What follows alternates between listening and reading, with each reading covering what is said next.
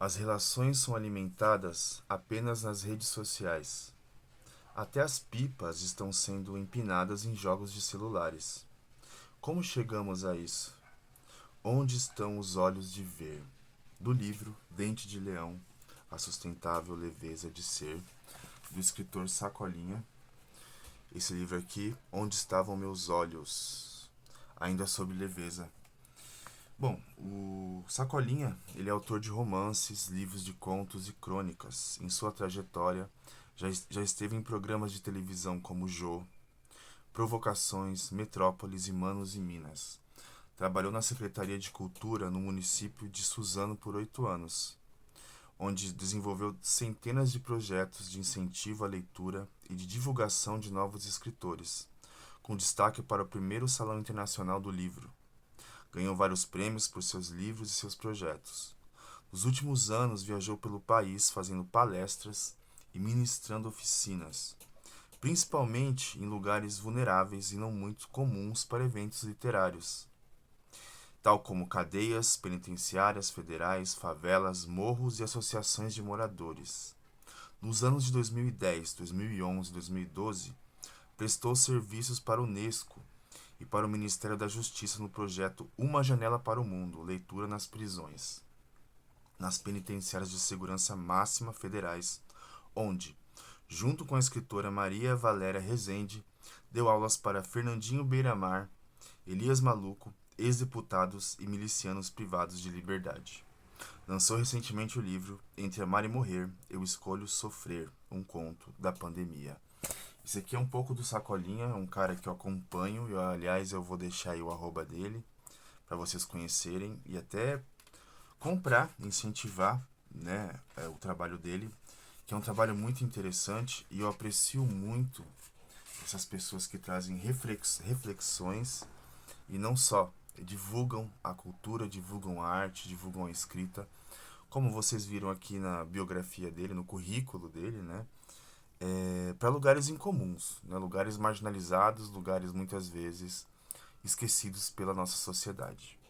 Eu vou ler aqui um capítulo que eu acabei de ler agora há pouco e ele veio em bom momento, né? Junto com minhas reflexões. Até um pouco assim, né? Eu li um pouco um trecho aqui sobre as relações alimentadas pelas redes sociais. E a gente tem uma cultura hoje que nossos pensamentos, nossas ideias são muito moldadas e muitas vezes são ganha uma conversa com o que tem nas redes, né? Você que fica aí vendo feed, a gente lê muita bobagem, muito sem fundamento e que reproduzem ideias do senso comum. Então eu vou ler o capítulo e faço alguns comentários. Eu sustento a ideia de que na matemática tudo é exato e objetivo. Por exemplo, 1 mais 1 é igual a 2 e não tem conversa. Já na literatura, 1 mais 1 pode nos trazer diversos resultados. Tudo depende do seu argumento para convencer o outro de que aquele resultado é possível. E claro, suas justificativas devem vir embasadas no seu conhecimento de mundo e da bagagem literária que você carrega. Lembro-me de uma experiência que tive com a escritora Maria Valéria Rezende, na Penitenciária Federal de Mossoró, no Rio Grande do Norte. Em uma oficina de leitura, com os internos, utilizamos o texto Poema tirado de uma notícia de jornal, de Manuel Bandeira. Aparentemente, um poema simples e inofensivo, que conta de forma rápida a história de João Gostoso, feirante, morador de favela que depois de beber, cantar e dançar, morre afogado em uma lagoa. Como eu disse, parece um poema inocente, mas com a bagagem literária dos internos da segurança máxima, que não é pouca, porque eles leem cerca de 10 livros por semana, e com o conhecimento de mundo que possuem, tivemos muitas interpretações desse poema. E por conta dos argumentos fortes, chegamos a considerações que tinham lógica. E isso foi possível porque, ao invés de dar respostas, surgiram primeiro perguntas. Parecíamos loucos conversando com o poema. Por que o nome João Gostoso? Por que o nome do morro é Babilônia? Tem a ver com a Bíblia? Existe mesmo um morro com este nome? Onde fica? Por que a casa dele não tem número e o bar que ele frequenta tem nome? Porque depois de beber, cantar e dançar, ele se mata. Mas ele se matou de fato?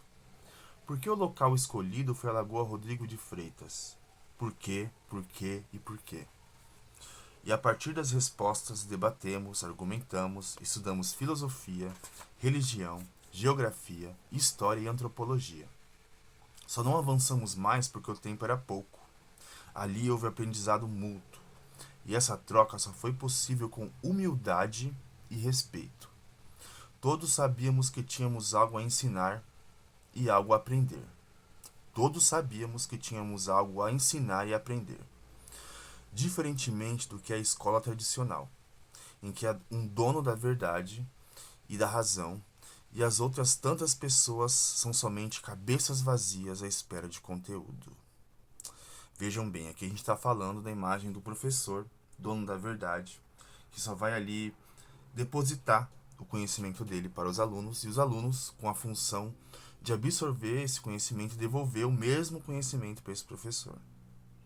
Paulo Freire chama isso de educação bancária, em que o aluno devolve ao professor exatamente o que ele ensinou, assim como uma transação financeira. E mesmo nesse sistema de educação, a escola tem falhado. A escola tem falhado. A escolha também, né, desse tipo de educação. Os governantes, com o objetivo de produzir mão de obra qualificada para a sociedade, deixam de investir no lado humano dos alunos. Quanto mais sabemos de automação industrial, menos sabemos do amor.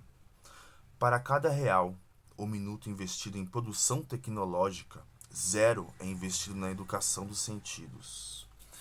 Aí eu vou trazer um pouquinho do que eu falei um pouco sobre o que a gente vai lendo nas redes sociais e o tipo de senso comum que vai se transmitindo em postagens rápidas e sem embasamento. Eu acho que é muito comum hoje a gente escutar a ideia de que a família educa, a escola ensina. Muito complexa e muito problemática essa afirmação, por quê? Porque a escola é um ambiente que ele vai transmitir os valores da sociedade e da cultura, e a criança ela passa muito tempo na escola.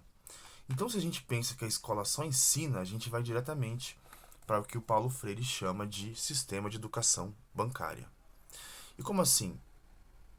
A família educa, né? Claro, a família deve educar também. Mas, se os pais educam e a escola só ensina, quem educa os pais? Por que essa crítica não é dirigida ao sistema de educação e não à família e aos alunos, que se tornam bodes expiatórios de um problema muito mais complexo? É claro que a gente vai pensar aqui na situação dos professores, que também não é fácil, né?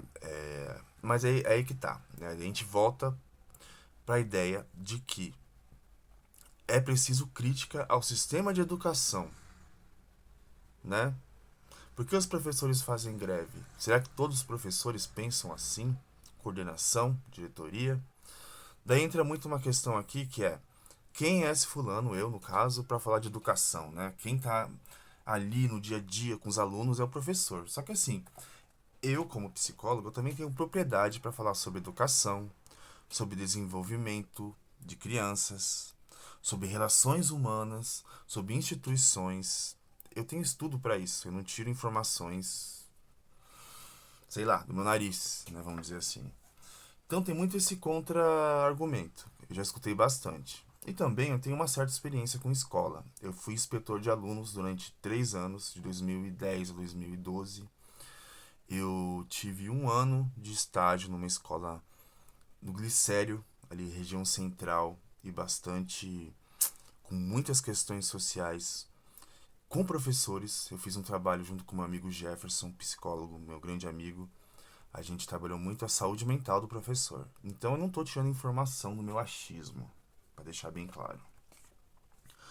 Não dando a oportunidade de múltiplas interpretações e de múltiplos aprendizados, acabamos tentando criar um padrão de ser humano, que sabe calcular, mas não sabe criar, que sabe ver o erro de concordância, mas não sabe entender uma licença poética, que sabe dirigir para chegar até o trabalho no horário de bater o cartão, mas não sabe sair de uma situação problema sem grandes danos. Ou seja, a sociedade está se inflando de pessoas que sabem ver o mundo, mas não sabem interpretá-lo. Sabem falar, mas não sabem escutar. Assim estamos na vida. Vivemos um momento que ninguém mais ouve. Todo mundo quer falar ou gritar o seu ponto de vista, sem dar a chance de ouvir um outro argumento. E assim se perde a oportunidade de, talvez, criarem ambos uma terceira opinião. Vale somente saber o ponto.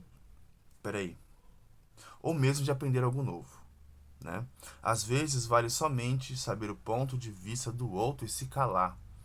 Porque o mundo está cheio de pessoas carentes em busca de um protagonismo, de um microfone. Ou porque não vale a pena gastar seu tempo, sua saliva e seu conhecimento expondo algo que não será absorvido. Já conheceram uma pessoa que em um debate coletivo fica com a mão levantada, ansiosa para expor o seu argumento e perde a oportunidade de ouvir, de aprender e de vislumbrar outros horizontes? Eu sou do grupo dos que mais ouvem, nos lugares onde as pessoas não me conhecem. Acredito que não sabemos mais respirar, não sabemos mais esperar, perdemos a paciência e queremos sempre ganhar em tudo. Não nos abrimos à diversidade de interpretações. Achamos que essa é a única forma, a forma certa. E tá tudo certo, como 2 e 2 são 5. Vejam bem, ele fala de uma terceira opinião aqui. A gente vive muito, na nossa cultura, uma cisão binária, né? Ou é isso, ou é aquilo. Eu costumo dizer que é isso e aquilo e outras coisas mais. Esse texto aqui do Sacolinha, ele é muito interessante porque ele vai questionar o sistema de educação que a gente tem, né? Questionar esse lugar de poder do professor, que é aquele que só ensina, aquele que nunca aprende com os alunos, né? E vai questionar aqui o quanto a gente não aprende a interpretar. Ele começa falando de rede social no início ali, né? E tem um erro grave hoje em dia, que as pessoas não conseguem interpretar o que elas estão vendo e lendo. É tudo absorvido do ponto de vista delas, elas não escutam os outros. E eu, como psicólogo, e como aspirante, estudante de psicanálise, o meu trabalho é escutar o outro.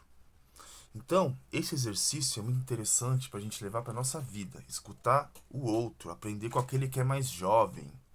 Sair desse lugar de poder, de arrogância, de sabe tudo. Isso é muito importante e isso pode levar a gente para um outro caminho.